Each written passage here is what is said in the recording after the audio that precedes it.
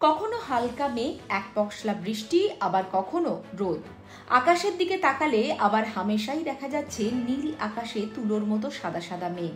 সব মিলিয়ে মিশিয়ে আবহাওয়া রয়েছে কলকাতার। গোটা রাজ্যে কেমন থাকবে আজ এবং আগামী কয়েকটা দিনের আবহাওয়া, নজর থাক আজকের আবহাওয়ার খবরে।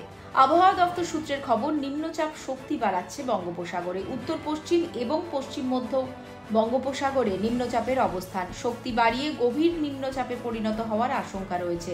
মূলত মেঘলা আকাশ, কখনো আংশিক মেঘলা আকাশ।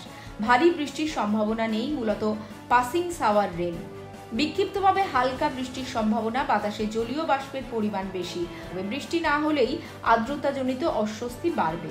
আজ সর্বনিম্ন তাপমাত্রা 27.7 ডিগ্রি। গতকাল দিনের সর্বোচ্চ তাপমাত্রা ছিল 32.8 ডিগ্রি। বাতাসে জলীয় বাষ্পের পরিমাণ, আপেক্ষিক আর্দ্রতা 66 থেকে 91%। বৃষ্টি হয়েছে 5.7 মিলিমিটার।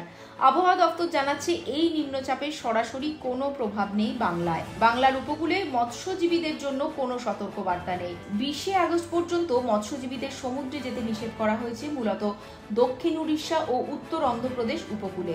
উত্তরবঙ্গে আজ বিক্ষিপ্তভাবে বজ্রবিদ্যুৎ সহ বৃষ্টির সম্ভাবনা। কাল থেকে শুক্রবার পর্যন্ত ওপরের 5 জেলাতেই ভারী বৃষ্টির সম্ভাবনা।